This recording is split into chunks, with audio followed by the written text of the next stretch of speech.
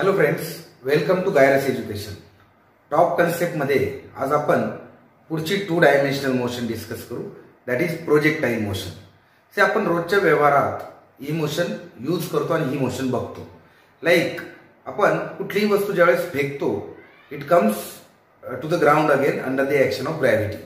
पण मग ती आपण ज्यावेळेस सरळ फेकायचा प्रयत्न करतो त्यावेळेस ती कर्व पाथ फॉलो करतो, राईट. मग आपल्या स्पोर्ट्समध्ये पण आपण गोळा फेक, भाला फेक किंवा आपण मिसाईल्स ज्यावेळेस फेकतो युद्धाच्या दरम्यान, सो ती मिसाईल देखील काय करते, प्रोजेक्टाईल मोशन करते. क्रिकेटमध्ये बॉलर ज्यावेळेस बॉल फेकतो त्यावेळेस तो बॉल काय करतोय, प्रोजेक्टाईल मोशन फॉलो करतोय.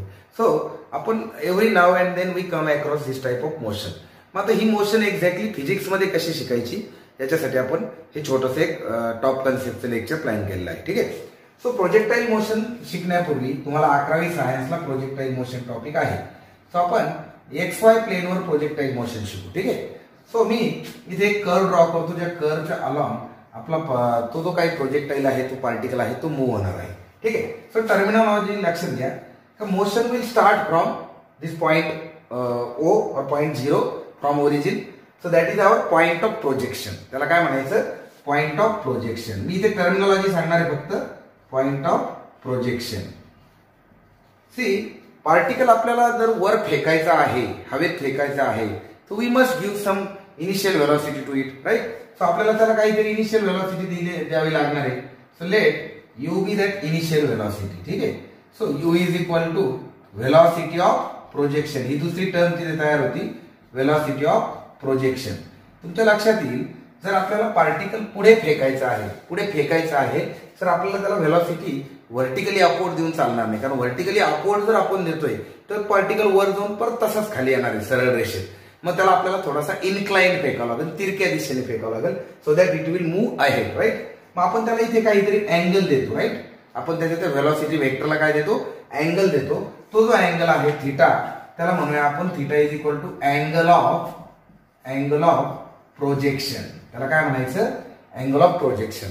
ठीक आहे. मग आता पॉइंट ऑफ प्रोजेक्शन पासून आपण प्रोजेक्टाईल, जी वस्तू आहे जी फेकणार आहे, आपण तिला काय म्हणायचं, प्रोजेक्टाईल. मग तो मिसाईल असू शकते किंवा मग तो एखादा चेंडू असू शकतो, दगड असू शकतो. So it can be anything, any object. So point of projection वरून at some angle of projection with some velocity of projection आपण जर प्रोजेक्टाईल फेकलं तर it will follow the curve path and again falls on the ground. ठीक आहे ना, ही त्याची motion. आता ही एका प्लेन मध्ये होती म्हणून हिला 2 डायमेन्शनल मोशन म्हणायचं. आणि हा जो पाथ आहे, हा कर्व पाथ जो फॉलो होतो या केसमध्ये, हा असतो पॅराबोला, राईट. हा पाथ कसा असतो, पॅराबोलिक पाथ. हे आपल्याला प्रूव्ह करता येतं by obtaining the equation of this projectile motion using the equations of motion. ते आपल्याला 11वीला डिटेलमध्ये शिकायचं. इथं फक्त टर्मिनॉलॉजी समजून घ्या. सो अल्टिमेटली पाथ कोणता असतो, पॅराबोलिक पाथ. आता याच्यातली खासियत मी तुम्हाला सांगणार आहे. टॉप कन्सेप्टमध्ये आपल्याला याचं बॅकग्राऊंड काय तयार करायचंय ते महत्वाच्या गोष्टी लक्षात ठेवा. म्हणजे 11वीमध्ये तुम्हाला ज्यावेळेस हा टॉपिक समोर येईल त्यावेळेस तुमच्याकडे काहीतरी त्याचं बॅकग्राऊंड राहील. सी इथे आपण हा जो व्हेलॉसिटी वेक्टर याला इन्क्लाइन ठेवलेला आहे. That means it has 2 components. One is horizontal component, let it be UX, and other is vertical component, let it be UY. So मित्रांनो, प्रोजेक्टाईल मोशन मध्ये एक खासियत लक्षात ठेवायची. हा पार्टिकल ज्यावेळेस ह्या पॉइंट पासून रिलीज होतोय त्यावेळेस तो आपण रिलीज होतो म्हणण्यापेक्षा ज्यावेळेस आपण त्याला फेकतो त्यावेळेस तो वरती तर जातोय, at the same time it is covering horizontal distance. So त्याने कव्हर केलेलं जे मॅक्झिमम डिस्टन्स आहे ग्राउंडवर त्याला म्हणायचं रेंज ऑफ प्रोजेक्टाईल. त्याला काय म्हणतो आपण, रेंज ऑफ प्रोजेक्टाईल. आणि त्याने अटेन केलेली जी हाईट आहे मॅक्झिमम हवेमधली, त्याला म्हणायचं मॅक्झिमम हाईट. त्याला काय म्हणायचं, मॅक्झिमम हाईट. ठीक आहे. सो ह्या झाल्या सगळ्या टर्मिनॉलॉजी. आता because the velocity has 2 vectors, it will move in the upward direction due to the vertical component of velocity and it will move in the forward direction due to the horizontal component. म्हणजे at some time T जर आपण त्याला इथे घेतला, so this will be your UX and this will be your VY and this is again the velocity at point V, म्हणजे after some time.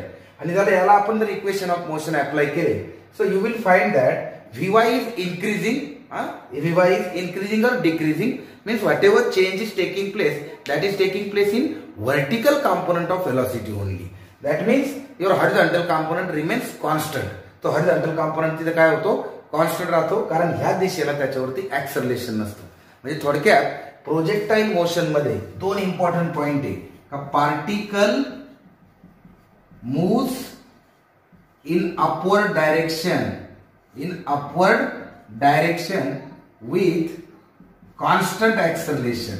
with constant acceleration that is nothing but acceleration due to gravity. म्हणजे त्याची upward motion कशी आहे, uniform acceleration motion आहे. And second point, it moves in forward direction और horizontally with constant velocity that is ux which is equal to u cos theta. ठीक है ना. आणि अपवर्ड काय येईल, u sin theta.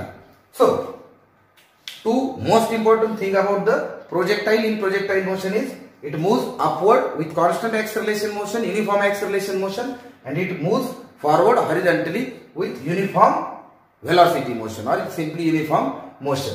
आणि मग आता काही अल्टिमेट पॉइंट्स का at highest point, let it be b point. ठीक है. At highest point, its vertical component of velocity is become 0. इथं vy is equal to काय होतं, 0 होतं. आणि जी काही त्याला वेलोसिटी आहे that only ux. आणि मग तो परत काय होतो, खाली येतो. आणि अल्टिमेटली या पॉइंटला परत त्याला जी वेलोसिटी असते त्या वेलोसिटीला अगेन दोन कंपोनंट असतात, ux अँड uy. ठीक आहे. vy म्हणतो आपण तिथं आणि फायनल वेलोसिटी v. ठीक आहे. मग तो पडल्या त्या जागेवर थांबत नाही, तो पुढे जातो because of this horizontal component. ठीक आहे. So this is what is analysis of projectile motion. आता आणखी एक टर्म याच्यात आहे, ती म्हणजे टाइम ऑफ असेंट.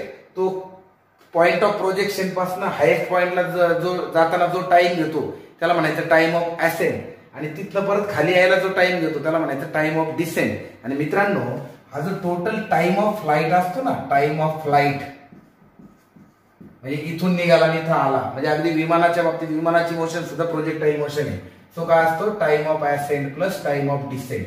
ठीक आहे. हा आपण टोटल टाइम ह्या फॉर्म्युल्याने काढतो. आणि अजून एक महत्वाची गोष्ट, time of ascent is equal to काय असतं, टाइम ऑफ डिसेंट. म्हणजे total time is 2 times time of ascent और 2 times टाइम ऑफ डिसेंट. तर हे झालं प्रोजेक्टाईल मोशनचं बेसिक. हे लक्षात ठेवा आणि मग प्रोजेक्टाईल मोशन मध्ये शिरा. So projectile motion is 2 dimensional motion. Object follow parabolic path in the air. It moves under the action of gravity. Then its upward motion is uniform acceleration motion and its forward motion is uniform velocity motion. That's it. Right? Thank you.